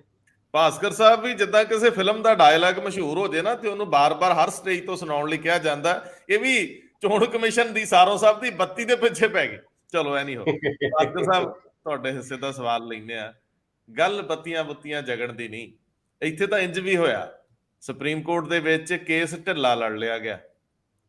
ਮਰਹੂਮ ਅਵਤਾਰ ਸਿੰਘ ਮੱਕੜ, ਸਾਬਕਾ ਪ੍ਰਧਾਨ ਸ਼੍ਰੋਮਣੀ ਗੁਰਦੁਆਰਾ ਪ੍ਰਬੰਧਕ ਕਮੇਟੀ, ਕਈ ਸਾਲਾਂ ਤੱਕ ਇੱਕੋ ਐਗਜ਼ੈਕਟਿਵ ਨਾਲ, ਹਨੇਰ ਸਾਈਂ ਦਾ ਇੱਕ ਐਗਜ਼ੈਕਟਿਵ ਬਾਡੀ ਨਾਲ 5-7 ਸਾਲ ਕੇ 5 ਸਾਲ ਕੇ 6 ਸਾਲ ਇੱਕੋ ਐਗਜ਼ੈਕਟਿਵ ਬਾਡੀ ਨਾਲ ਕੋਈ ਸਾਲਾਨਾ ਚੋਣ ਨਹੀਂ, ਆਮ ਚੋਣ ਤਾਂ ਛੱਡੋ, ਸਾਲਾਨਾ ਚੋਣ ਵੀ ਨਹੀਂ ਹੋਈ।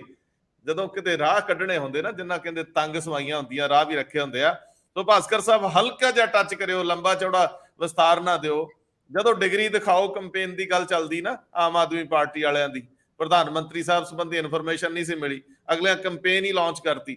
ਹੁਣ ਇਹਦੇ ਬਾਰੇ ਜਦੋਂ ਖੁੱਲ ਕੇ ਗੱਲ ਆਈ, ਬਹੁਤੇ ਮੰਤਰੀ +2 ਪਾਸ ਨੇ। ਹੁਣ ਇਹਨੂੰ ਜ਼ਰਾ ਥੋੜਾ ਜਿਹਾ ਰੰਗ ਦੇ ਵਿੱਚ ਸਮਝਾ ਦਿਓ ਤਾਂ ਕਿ ਸਾਨੂੰ ਸਾਡੇ ਮੰਤਰੀ ਮੰਡਲ ਦੇ ਪ੍ਰਤੱਖ ਦਰਸ਼ਨ ਹੋ ਸਕਣ।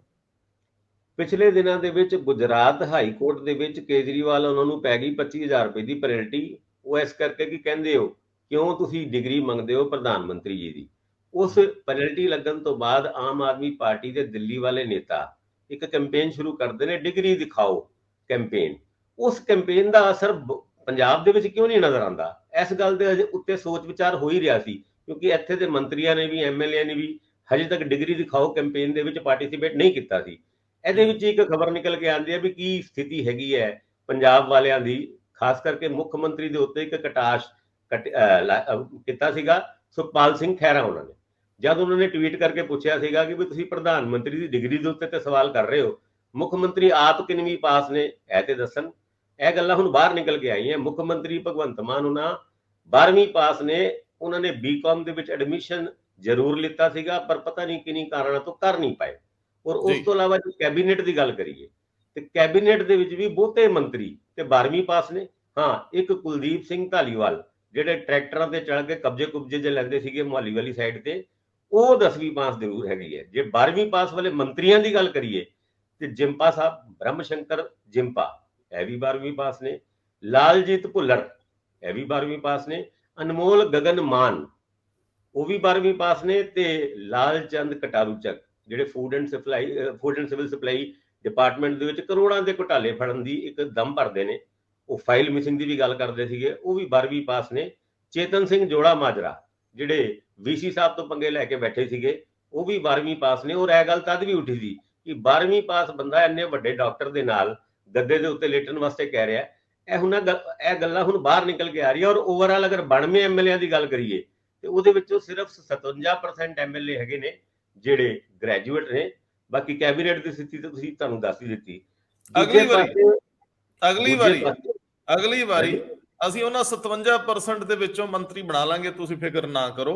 ਔਰ ਮੈਂ ਤੁਹਾਨੂੰ ਇਹ ਜ਼ਰੂਰ ਦੱਸ ਦਿਆਂ ਕਿ ਜਦੋਂ ਕਿਸੇ ਦਾ ਵਿਆਹ ਸ਼ਾਦੀ ਹੋਵੇ ਉਦੋਂ ਹੀ ਬਹੁਤੀ ਵਾਰੀ ਅਗਲੇ ਦੀ ਕੁਆਲੀਫਿਕੇਸ਼ਨ ਪੁੱਛੀ ਜਾਂਦੀ, ਪਰ ਜੇ ਕੋਈ ਮੰਤਰੀ ਬਣ ਜੇ ਫਿਰ +2 ਹੋਵੇ ਜਾਂ 10ਵੀਂ ਫਰਕ ਨਹੀਂ ਪੈਂਦਾ। ਇਸ ਕਰਕੇ ਕਿੰਨੇ ਸਾਰੇ ਵਿਆਹ ਬਾਬਿਆਂ ਨੇ ਕਰਾ ਲਏ ਨੇ। ਹੁਣ ਕੋਈ ਗੱਲ ਹੋਰ ਰਹਿ ਗਈ ਤਾਂ ਜ਼ਰੂਰ ਕਰ ਦਿਓ ਕਾਲੀ ਦੇ। ਬਿਲਕੁਲ ਉਸ ਪਾਸੇ ਸੰਜੇ ਸਿੰਘ ਉਹਨਾਂ ਦੀ ਵੀ ਗੱਲ ਕਰਨੀ ਬਣਦੀ ਹੈ, ਕਿਉਂਕਿ ਮੁੱਢਲੇ ਤੌਰ ਤੇ ਤੁਸੀਂ ਮੈਨੂੰ ਪੁੱਛਿਆ ਤੇ ਸੀਗਾ ਕੱਲ ਸੰਜੇ ਸਿੰਘ ਉਹਨਾਂ ਨੇ ਇੱਕ ਪ੍ਰੈਸ ਕਾਨਫਰੰਸ ਕੀਤੀ ਔਰ ਕਥਿਤ ਐਕਸਾਈਜ਼ ਘੁਟਾਲਾ ਦਿੱਲੀ ਦਾ, ਉਹਦੇ ਉੱਤੇ 7 ਵਿਅਕਤੀਆਂ ਦੇ 7 ਅਕਿਊਜ਼ ਦੇ ਉਹਨਾਂ ਨੇ ਨਾਂ ਲਿੱਤੇ ਔਰ 7 ਅਕਿਊਜ਼ ਦੇ ਹਾਈ ਕੋਰਟ ਦੇ ਵਿੱਚ ਲਿਖ ਕੇ ਦਿੱਤਾ ਹੈ ਕਿ ਸਾਡੇ ਨਾਲ ਈਡੀ ਨੇ ਬਹੁਤ ਮਾੜੀ ਕੀਤੀ। ਇੱਥੇ ਤੱਕ ਇੱਕ ਚੰਦਨ ਰੇਡੀ ਨਾਂ ਦਾ ਇੱਕ ਅਕਿਊਜ਼ ਤੇ ਨਹੀਂ ਹੈ, ਅਕਿਊਜ਼ ਦਾ EMPLOYE ਹੈ। ਔਰ ਚੰਦਨ ਰੇਡੀ ਉਹਨਾਂ ਦਾ ਇਹ ਵੀ ਕਹਿਣਾ ਸੀਗਾ ਕਿ ਉਹਨਾਂ ਦੇ ਕੰਨ ਦੇ ਪਰਦੇ ਤੱਕ ਪਾੜ ਦਿੱਤੇ ਗਏ ਈਡੀ ਦੇ ਅਫਸਰਾਂ ਨੇ ਮਾਰ ਕੇ। ਔਰ ਈਡੀ ਦੇ ਵਿੱਚ ਜੋ ਉਹਨਾਂ ਨੂੰ ਇੰਟਰੋਗੇਟ ਕਰ ਰਹੇ ਸੀ ਉਹ ਕਥਿਤ ਤੌਰ ਤੇ ਈਡੀ ਦੇ ਅਫਸਰ ਵੀ ਨਹੀਂ ਸੀ, ਉਹਨੂੰ ਕਿਹੜੇ ਸੀਗੇ। ਇਸ ਗੱਲ ਦੇ ਉੱਤੇ ਹੁਣ ਲੋਕ ਸਭਾ ਦੇ ਵਿੱਚ ਵੀ ਇਹ ਗੱਲ, ਰਾਜ ਸਭਾ ਦੇ ਵਿੱਚ ਵੀ ਇਹ ਗੱਲ ਉੱਠ ਗਈ ਹੈ, ਕਿਉਂਕਿ ਪਾਰਲੀਮੈਂਟ ਪ੍ਰਿਵਿਲੇਜ ਕਮੇਟੀ ਦਾ ਇੱਕ ਨੋਟਿਸ ਗਿਆ ਸੰਜੇ ਸਿੰਘ ਉਹਨਾਂ ਨੂੰ ਕਿ ਤੁਸੀਂ ਦੱਸੋ ਤੁਸੀਂ ਈਡੀ ਦੇ ਉੱਤੇ ਐਲੀਗੇਸ਼ਨ ਲਾਏ, ਕਿਸ ਬੇਸ ਦੇ ਉੱਤੇ ਲਾਏ। ਸੰਜੇ ਸਿੰਘ ਉਹਨਾਂ ਦਾ ਕਹਿਣਾ ਹੈ ਕਿ ਮੈਂ ਵੀ ਪੂਰਾ ਤਿਆਰ ਹਾਂ, ਹੁਣ ਮੈਂ ਈਡੀ ਦੇ ਤਮਾਮ ਉਹ ਅਫਸਰ ਜਿਹੜੇ ਐਕਸਾਈਜ਼ ਘੁਟਾਲੇ ਦੇ ਵਿੱਚ ਇਨਵੈਸਟੀਗੇਸ਼ਨ ਕਰ ਰਹੇ ਨੇ ਉਹਨਾਂ ਨੂੰ ਪ੍ਰਿਵਿਲੇਜ ਕਮੇਟੀ ਦੇ ਸਾਹਮਣੇ ਬੁਲਾਉਂਗਾ। ਉਹਨਾਂ ਨੂੰ ਪੁੱਛਿਆ ਜਾਏਗਾ ਕਿ ਇਹ ਜਿਹੜੇ ਮਾਰ ਕੁਟਾਈ ਕਰ ਰਹੇ ਨੇ 7 ਅਕਿਊਜ਼, ਇਹਨਾਂ 7 ਅਕਿਊਜ਼ ਦੇ ਵਿੱਚ ਸਮੀਰ ਮਹਿੰਦਰੂ ਜਿਹਦੇ ਬਿਆਨਾਂ ਦੇ ਆਧਾਰ ਦੇ ਉੱਤੇ ਮਨੀਸ਼ ਸਿਸੋਦੀਆ ਉਹਨਾਂ ਨੂੰ ਫੜਿਆ ਗਿਆ ਸੀ, ਉਹਨਾਂ ਨੇ ਵੀ ਦਿੱਲੀ ਹਾਈ ਕੋਰਟ ਦੇ ਵਿੱਚ ਇੱਕ ਪਟੀਸ਼ਨ ਪਾ ਕੇ ਆਪਣੀ ਗੱਲ ਕੀਤੀ ਹੈ ਕਿ ਸਾਡੇ ਨਾਲ 3rd ਡਿਗਰੀ ਟੌਰਚਰ ਕੀਤਾ ਜਾ ਰਿਹਾ, ਮਾਰਿਆ ਕੁੱਟਿਆ ਜਾ ਰਿਹਾ ਔਰ ਸਾਡੇ ਤੋਂ ਸਾਡੀ ਫੈਮਿਲੀ ਮੈਂਬਰ ਨੂੰ ਵੀ ਧਮਕੀ ਦੇ ਕੇ ਇਹ ਗੱਲ ਕਹੀ ਜਾ ਰਹੀ ਹੈ ਕਿ ਵੀ ਤੁਸੀਂ ਇੱਥੇ ਸਾਈਨ ਕਰੋ, ਨਹੀਂ ਸਾਈਨ ਕਰੋਗੇ ਤੇ ਫਿਰ ਤੁਹਾਡੇ ਖਿਲਾਫ ਹੋਰ ਵੀ ਜ਼ਿਆਦਾ ਐਕਟੀਵਿਟੀ ਹੋ ਸਕਦੀ ਹੈ। ਹੁਣ ਇਹ ਮੁੱਦਾ ਰਾਜ ਸਭਾ ਦੀ ਪ੍ਰਿਵਿਲੇਜ ਕਮੇਟੀ ਦੇ ਵਿੱਚ ਕਿਸ ਤਰੀਕੇ ਨਾਲ ਉੱਠਦਾ ਹੈ? ਸੰਜੇ ਸਿੰਘ ਉਹਨਾਂ ਆਪਣੇ ਆਪ ਦੇ ਵਾਸਤੇ ਇੱਕ ਅਪਰਚੂਨਿਟੀ ਦੱਸ ਰਹੇ ਨੇ ਕਿ ਹੁਣ ਸਹੀ ਮੁੱਦੇ ਨੂੰ ਸਹੀ ਜਗ੍ਹਾ ਰੱਖਣ ਦੀ ਗੱਲ ਤੁਰ ਪਈ ਜੀ। ਇੰਦਰਪ੍ਰੀਤ ਜੀ, ਕਾਲੀ ਦੇ ਵਿੱਚ ਬਹੁਤ ਜ਼ਿਆਦਾ ਵਿਸਥਾਰ ਦਿੱਤੇ ਬਿਨਾ ਜਿਹੜੀ ਫਾਈਨਾਂਸ ਕਮਿਸ਼ਨ ਦੀ ਇੱਕ ਰਿਪੋਰਟ ਆਈ ਸੀਗੀ ਉਹ ਟੇਬਲ ਹੀ ਨਹੀਂ ਕਦੇ ਹੋ ਸਕੀ, ਕੋਈ ਧਿਆਨ ਹੀ ਨਹੀਂ ਦਿੱਤਾ ਜਾਂਦਾ। ਇਹਨੂੰ ਕਿਵੇਂ ਸਾਲ ਤੋਂ ਵੱਧ ਹੋ ਗਿਆ, ਦੱਸਿਓ ਜ਼ਰਾ।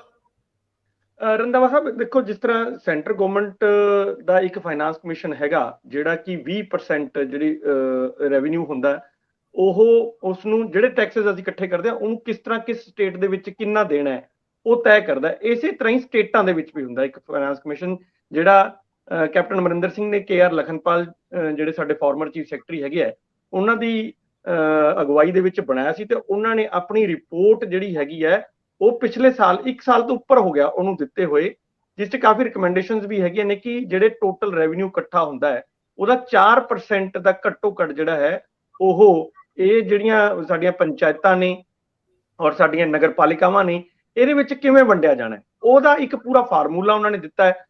ਪਰ ਕਮਾਲ ਦੀ ਗੱਲ ਇਹ ਹੈ ਕਿ 1 ਸਾਲ ਹੋ ਗਿਆ, 1 ਸਾਲ ਦੇ ਵਿੱਚ ਹਜੇ ਤੱਕ ਅਸੀਂ ਮਤਲਬ ਉਸ ਨੂੰ ਨਾ ਤਾਂ ਕੈਬਨਿਟ 'ਚ ਲੈ ਜਾ ਸਕੇ ਹਾਂ, ਨਾ ਹੀ ਉਹਨੂੰ ਵਿਧਾਨ ਸਭਾ 'ਚ ਲੈ ਸਕੇ। ਵਿਧਾਨ ਸਭਾ 'ਚ ਖੈਰ ਉਦੋਂ ਹੀ ਜਾਏਗਾ ਜਦੋਂ ਕੈਬਨਿਟ 'ਚ ਆਏਗਾ, ਹਜੇ ਤੱਕ ਕੈਬਨਿਟ ਦੇ ਸਾਹਮਣੇ ਹੀ ਨਹੀਂ ਆ ਸਕੀ ਇਹ ਗੱਲ। ਸੋ ਜਦੋਂ ਅਸੀਂ ਮਤਲਬ ਸਟੇਟਾਂ ਇਹ ਗੱਲ ਕਰਦੀਆਂ ਨੇ ਜੀ ਸਾਡਾ ਸੈਂਟਰ ਗਵਰਨਮੈਂਟ ਸਾਨੂੰ ਪੂਰੇ ਹੱਕ ਨਹੀਂ ਦਿੰਦਾ, ਸਾਡਾ ਹੱਕ ਇੰਨਾ ਬਣਦਾ ਸਾਨੂੰ ਘਟਾ ਕੇ ਦਿੰਦੇ, ਤਾਂ ਉਹਨਾਂ ਨੂੰ ਨਾਲ ਇਹ ਵੀ ਖਿਆਲ ਰੱਖਣਾ ਚਾਹੀਦਾ ਹੈ ਕਿ ਸੇਮ ਹੀ ਫਾਰਮੂਲਾ ਸਟੇਟ ਵਰਸਸ ਪੰਚਾਇਤਾਂ ਵੀ ਹੈਗੀਆਂ ਨੇ। ਜੇ ਤੁਸੀਂ ਵੀ ਜਿਹੜਾ ਟੈਕਸ ਇਕੱਠਾ ਕਰਦੇ ਹੋ ਉਹਦਾ ਹਿੱਸਾ ਜੇ ਪੰਚਾਇਤਾਂ ਨੂੰ ਜਾਂ ਸ਼ਹਿਰਾਂ ਦੇ ਵਿੱਚ ਨਗਰ ਪਾਲਿਕਾਵਾਂ ਨੂੰ ਨਹੀਂ ਦੋਗੇ ਤਾਂ ਫਿਰ ਤੁਹਾਨੂੰ ਇਹ ਗੱਲ ਕਹਿਣ ਦਾ ਵੀ ਅਧਿਕਾਰ ਨਹੀਂ ਹੈ ਵੀ ਸੈਂਟਰ ਗਵਰਨਮੈਂਟ ਸਾਨੂੰ ਨਹੀਂ ਦਿੰਦਾ। ਸੋ ਮੈਂ ਇਹਦੇ 'ਚ ਲੰਬਾ ਨਹੀਂ ਜਾ ਰਿਹਾ, ਪਰ ਮੈਨੂੰ ਇਹ ਹੈ ਕਿ ਠੀਕ ਇਹ ਜਦੋਂ ਅਸੀਂ ਇੱਕ ਖਬਰ ਹੋਰ ਛਪੀ ਹੈ ਰੰਧਾਵਾ ਸਾਹਿਬ, ਜੇ ਤੁਸੀਂ ਧਿਆਨ ਨਾਲ ਦੇਖੀ ਹੋਏਗੀ ਕਿ ਪੰਜਾਬ ਤੇ ਬਿਹਾਰ ਨੂੰ ਇਸ ਵਾਰੀ ਕੋਈ ਵੀ ਉਹ ਨਹੀਂ ਮਿਲਿਆ ਇਨਾਮ ਜਿਹੜਾ ਕਿ ਇਹਨਾਂ ਦੇ ਵਿੱਚ ਪਿੰਡਾਂ ਦੇ ਵਿੱਚ ਕੰਮ ਕਰਨ ਲਈ ਮਿਲਦਾ ਹੈ। ਜਦੋਂ ਪੈਸਾ ਹੀ ਨਹੀਂ ਜਾ ਰਿਹਾ ਪਿੰਡਾਂ ਦੇ ਵਿੱਚ ਤਾਂ ਉਹ ਸਾਡੇ ਬੰਦੇ ਨੂੰ ਮਿਲਣਾ ਕਿਵੇਂ ਹੈ? ਸੋ ਇਹ ਸਾਰੀਆਂ ਚੀਜ਼ਾਂ ਇੱਕ ਦੂਜੇ ਨਾਲ ਜੁੜੀਆਂ ਹੋਈਆਂ ਚੀਜ਼ਾਂ ਨੇ। ਸੋ ਮੈਨੂੰ ਲੱਗਦਾ ਕਿ ਗਵਰਨਮੈਂਟ ਨੂੰ ਇਸ ਵਾਲੇ ਪਾਸੇ ਵੀ ਥੋੜਾ ਜਿਹਾ ਧਿਆਨ ਦੇਣਾ ਚਾਹੀਦਾ। ਮੈਂ ਇਹਨਾਂ ਪਰਿਸਥਿਤੀਆਂ ਨੂੰ ਪਰਿਭਾਸ਼ਿਤ ਕਰਨ ਲਈ ਗੁਰਭਜਨ ਗਿੱਲ ਜੀ ਦਾ ਉਹ ਸ਼ੇਰ ਲਾਉਂਗਾ, ਸਤਰਾਂ ਲਾਉਂਗਾ, ਜਿਸ ਚੋਂ ਕਹਿੰਦੇ ਨਾ ਹੇਠ ਧਰਤ ਸਾਡੇ ਗਾਇਬ ਸਿਰ ਤੋਂ ਅੰਬਰ ਹੈ ਕਿ ਹਾਕਮ ਦੇਖ ਲੋ ਕਿੰਨਾ ਧਿਆਨ ਰੱਖਦੇ ਨੇ। ਭਾਸਕਰ ਸਾਹਿਬ ਜਾਂਦੇ ਜਾਂਦੇ 5-4 ਲਾਈਨਾਂ 'ਚ ਇਹ ਦੱਸ ਦਿਓ ਕਿ ਯੂਕੇ ਨੂੰ, ਇੰਗਲੈਂਡ ਨੂੰ, ਬ੍ਰਿਟਨ ਨੂੰ ਭਾਰਤ ਸਰਕਾਰ ਆਖਦੀ ਹੈ ਕਿ ਜਿਨ੍ਹਾਂ ਨੂੰ ਤੁਸੀਂ ਅਸਾਈਲਮ ਦੇ ਰਹੇ ਹੋ ਉਹ ਖਾਲਿਸਤਾਨੀ, ਇਹ ਸਾਡੇ ਲਈ ਵਿਪਤਾ ਖੜੀ ਕਰਦੇ ਆ। ਇਹ ਮਾਮਲੇ ਇਹਨਾਂ ਦਿਨਾਂ 'ਚ ਕਾਫੀ ਉੱਠੇ ਸੀਗੇ। ਸਿਮਰਨਜੀਤ ਸਿੰਘ ਮਾਨ ਨੇ ਇੱਕ ਇਨਕਸਾਫ ਕੀਤਾ ਸੀਗਾ ਜਿਸ 'ਚ ਉਹਨਾਂ ਨੇ ਕਿਹਾ ਸੀ ਕਿ ਮੈਂ ਚਿੱਠੀਆਂ ਦਿੱਤੀਆਂ। ਹੁਣ ਇਹ ਗੱਲ ਸਰਕਾਰਾਂ ਦੇ ਪੱਧਰ ਤੇ ਹੋਣ ਲੱਗ ਗਈ, ਕੁਝ ਆਧਾਰ ਪਏ ਹੋਣਗੇ। ਮਾਰਚ 19 ਨੂੰ ਜੋ ਕੁਝ ਯੂਕੇ ਦੇ ਵਿੱਚ ਇੰਡੀਆ ਦੀ ਹਾਈ ਕਮਿਸ਼ਨ ਦੇ ਸਾਹਮਣੇ ਹੋਇਆ, ਉਹ ਵੀ ਖਾਸ ਕਰਕੇ ਆਪਰੇਸ਼ਨ ਅੰਮ੍ਰਿਤਪਾਲ ਦੇ ਸ਼ੁਰੂ ਹੋਣ ਤੋਂ ਬਾਅਦ, ਔਰ ਇੰਡੀਆ ਦੇ ਤਿਰੰਗੇ ਦੀ ਜਿਸ ਤਰੀਕੇ ਨਾਲ ਮਤਲਬ ਇੱਕ ਤਰੀਕੇ ਨਾਲ ਉਹਨੂੰ ਡਿਸਰਿਸਪੈਕਟ ਕੀਤਾ ਗਿਆ, ਉਹਦੇ ਉੱਤੇ ਇੰਡੀਅਨ ਗਵਰਨਮੈਂਟ ਦਾ ਇੱਕ ਕੜਾ ਸਟੈਂਡ ਸੀਗਾ। ਔਰ ਉਹਨੂੰ ਕਾਊਂਟਰ ਕਰਨ ਵਾਸਤੇ ਬ੍ਰਿਟਿਸ਼ ਹਾਈ ਕਮਿਸ਼ਨ ਦੇ ਸਾਹਮਣੇ ਜਿਹੜੇ ਬੈਰੀਅਰ ਲਾਏ ਸੀ ਨਾ, ਉਹ ਵੀ ਦਿੱਲੀ ਪੁਲਿਸ ਨੇ ਹਟਾ ਲਏ ਸੀ ਇਨ ਰਿਟੈਲੀਏਸ਼ਨ। ਹੁਣ ਕੱਲ ਮੌਕਾ ਸੀਗਾ ਜਦ ਇੰਡੀਆ ਦੇ ਜਿਹੜੇ ਹੋਮ ਸੈਕਟਰੀ ਨੇ ਅਜੇ ਕੁਮਾਰ ਭੱਲਾ, ਉਹ ਆਪਣੇ ਯੂਕੇ ਦੇ ਕਾਊਂਟਰ ਪਾਰਟ ਨਾਲ ਮਿਲ ਰਹੇ ਸੀ। ਉਹਦੇ ਵਿੱਚ ਯੂਕੇ ਦੀ ਅਸਾਈਲਮ ਪਾਲਿਸੀ ਦਾ ਜ਼ਿਕਰ ਕਰਕੇ ਪ੍ਰੋ ਖਾਲਿਸਤਾਨੀਆਂ ਨੂੰ ਜਿਸ ਤਰੀਕੇ ਨਾਲ ਅਸਾਈਲਮ ਯੂਕੇ ਦੇ ਵਿੱਚ ਦਿੱਤਾ ਗਿਆ, ਉਹਦੇ ਉੱਤੇ ਇੱਕ ਕੜਾ ਵਿਰੋਧ ਕੀਤਾ। ਉਹਨਾਂ ਨੇ ਇਹ ਵੀ ਕਿਹਾ ਕਿ ਜਿਨ੍ਹਾਂ ਨੇ ਅਸਾਈਲਮ ਲਿਆ ਉਹ ਇੰਡੀਆ ਦੇ ਵਿੱਚ ਡਿਸਟਰਬੈਂਸ ਕ੍ਰੀਏਟ ਕਰ ਰਹੇ ਨੇ, ਉਹਨਾਂ ਨੂੰ ਰੋਕਿਆ ਜਾਏ। ਔਰ ਜਿਹੜਾ ਇੰਡੀਅਨ ਹਾਈ ਕਮਿਸ਼ਨ ਦੇ ਸਾਹਮਣੇ ਉਹ ਪ੍ਰੋਟੈਸਟ ਹੋਇਆ ਸੀ ਮਾਰਚ 19 ਦਾ, ਉਹਦੇ ਵਿੱਚ ਯੂਕੇ ਪੁਲਿਸ ਨੇ ਦੇਰੀ ਨਾਲ ਐਕਸ਼ਨ ਲਿਆ ਸੀ, ਯੂਕੇ ਸਰਕਾਰ ਨੇ ਦੇਰੀ ਨਾਲ ਐਕਸ਼ਨ ਲਿਆ ਸੀ, ਇਸ ਗੱਲ ਦਾ ਵੀ ਜ਼ਿਕਰ ਕੀਤਾ। ਔਰ ਯੂਕੇ ਦੇ ਵੀ ਜਿਹੜੇ ਹੋਮ ਸੈਕਟਰੀ ਨੇ ਉਹਨਾਂ ਨੇ ਵੀ ਇੱਕ ਆਸ਼ਵਾਸਨ ਦਿੱਤਾ ਕਿ ਅੱਗੇ ਤੋਂ ਐਦਾਂ ਦੀ ਚੀਜ਼ ਨਹੀਂ ਹੋਏਗੀ। ਹੁਣ ਉਸ ਅਸਾਈਲਮ ਪਾਲਿਸੀ ਨੂੰ ਲੈ ਕੇ ਜਿਸ ਤਰੀਕੇ ਨਾਲ ਪਿਛਲੇ ਦਿਨਾਂ ਦੇ ਵਿੱਚ ਗੱਲਾਂ ਚੱਲੀ ਸੀ ਕਿ ਸਿਮਰਨਜੀਤ ਸਿੰਘ ਮਾਨ ਉਹਨਾਂ ਨੇ ਆਪ ਮੰਨਿਆ ਸੀ ਉਹਨਾਂ ਦੀ ਚਿੱਠੀ ਦੇ ਉੱਤੇ ਕਈ ਦੇਸ਼ਾਂ ਦੇ ਵਿੱਚ ਅਸਾਈਲਮ ਮਿਲ ਜਾਂਦਾ ਹੈ, ਇਸ ਗੱਲ ਨੂੰ ਵੀ ਲਿੰਕ ਕਰਕੇ ਦੇਖਿਆ ਜਾ ਸਕਦਾ ਹੈ। ਪਰ ਹਾਂ, ਇਸ ਮੁੱਦੇ ਦੇ ਉੱਤੇ ਇੰਡੀਅਨ ਗਵਰਨਮੈਂਟ ਨੇ ਆਪਣਾ ਕੜਾ ਵਿਰੋਧ ਯੂਕੇ ਗਵਰਨਮੈਂਟ ਦੇ ਸਾਹਮਣੇ ਦਰਜ ਕਰ ਦਿੱਤਾ ਹੈ। ਸਾਡੇ ਬਹੁਤ ਸਾਰੇ ਦੋਸਤਾਂ ਨੂੰ ਇਤਰਾਜ਼ ਹੋਊਗਾ ਜਿਹੜੇ ਜ਼ਿਆਦਾ ਸੰਵੇਦਨਸ਼ੀਲ ਨੇ, ਜਿਨ੍ਹਾਂ ਦੇ ਮਨ ਤੇ ਭਾਸ਼ਾ ਤੇ ਮੁਹੱਬਤ ਜ਼ਿਆਦਾ ਹੁੰਦੀ ਹੈ। ਇਹ ਲਬਲਬ ਹੋਣਾ, ਇਹ ਲਬਰੇਜ਼ ਹੋਣਾ ਇਸ ਤਰ੍ਹਾਂ ਦੀਆਂ ਭਾਵਨਾਵਾਂ ਨਾਲ ਬੜਾ ਚੰਗਾ ਹੁੰਦਾ। ਕਿਸੇ ਖਿੱਤੇ ਲਈ, ਉੱਥੋਂ ਦੀ ਬੋਲੀ ਲਈ, ਉੱਥੋਂ ਦੇ ਕਲਚਰ ਲਈ ਇਹ ਬੜਾ ਚੰਗਾ ਹੁੰਦਾ। ਜਿੱਥੇ ਜਿੱਥੇ ਵੀ ਕਿਤੇ ਮਨ ਚ ਆਵੇ ਕਿ ਸਾਡੇ ਦੂਜੀਆਂ ਭਾਸ਼ਾਵਾਂ ਦੇ ਸ਼ਬਦ ਵੱਧ ਆ ਜਾਂਦੇ, ਖਾਸ ਤੌਰ ਤੇ ਹਿੰਦੀ ਦੇ, ਮੈਂ ਇੱਕ ਵਾਰੀ ਫਿਰ ਰਿਪੀਟ ਕਰ ਦਿਆਂ ਕਿ ਭਾਸਕਰ ਸਾਹਿਬ ਬੁਨਿਆਦੀ ਤੌਰ ਤੇ ਦਿੱਲੀ ਦੇ ਰਹਿਣ ਵਾਲੇ ਆ ਔਰ ਇਹਨਾਂ ਨੇ ਦੇਖੋ ਕਿੰਨੀ ਸੋਹਣੀ ਪੰਜਾਬੀ ਸਿੱਖ ਲਈ। ਅਸੀਂ ਉਸ ਗੱਲ ਤੇ ਜ਼ਿਆਦਾ ਜਾਈਏ, ਇਹਨਾਂ ਦਾ ਓਰੀਜਨ ਥੋੜਾ ਜਿਹਾ ਵਿੱਚ ਸ਼ਾਮਲ ਹੋ ਹੀ ਜਾਂਦਾ ਹੈ। ਔਰ ਇਹਦੇ ਨਾਲ ਇੱਕ ਕੜਾ ਸ਼ਬਦ ਬਾਰ-ਬਾਰ ਆਇਆ, ਇੰਦਰਪ੍ਰੀਤ ਜੀ ਨੇ ਵੀ ਉਹ ਵਰਤਿਆ। ਇੰਦਰਪ੍ਰੀਤ ਜੀ ਚੰਡੀਗੜ੍ਹ ਦੇ ਵਿੱਚ ਦੈਨਿਕ ਜਾਗਰਣ ਹਿੰਦੀ ਦੀ ਲੀਡਿੰਗ ਨਿਊਜ਼ਪੇਪਰ ਹੈ, ਉਹਦੇ ਬਿਊਰੋ ਚੀਫ ਨੇ। ਸੋ ਇਹਨਾਂ ਦਾ ਸਾਰੇ ਦਿਨ ਦਾ ਮੁਹਾਵਰਾ ਕੰਮ ਕਰਨ ਦਾ ਹਿੰਦੀ ਦਾ ਹੈ। ਸੋ ਲਫ਼ਜ਼ਾਂ ਦੀ ਭਰਮਾਰ ਜਿੱਥੇ ਹੋਵੇ, ਜਿੱਦਾਂ ਦਾ ਕੰਮ ਕਰ ਰਹੇ ਹੋਵੋ, ਉਹ ਤੁਹਾਡੇ ਮਨ ਮਸਤਕ ਤੇ ਖੌਰੂ ਪਾ ਹੀ ਲੈਂਦੇ ਨੇ। ਸੋ ਕਦੇ ਕਦੇ ਇੰਜ ਦਾ ਮਾਮਲਾ ਆ ਜਾਏ ਤੇ ਇਹਨੂੰ ਤੁਸੀਂ ਥੋੜਾ ਜਿਹਾ ਵੱਡੇ ਦਿਲ ਨਾਲ ਮੰਨ ਲਿਆ ਕਰੋ। ਆਪਾਂ ਸੰਕੀਰਨਤਾ ਦੀ ਗੱਲ ਨਹੀਂ ਕਰਦੇ, ਇੱਥੇ ਥੋੜਾ ਜਿਹਾ ਬਾਹਾਂ ਮੋਕਲੀਆਂ ਕਰਨ ਦਾ ਸੱਦਾ ਦਿੰਦੇ ਆ। ਬਹੁਤ ਮਿਹਰਬਾਨੀ, ਬਹੁਤ ਧੰਨਵਾਦ। ਧੰਨਵਾਦ ਜੀ। Thank you.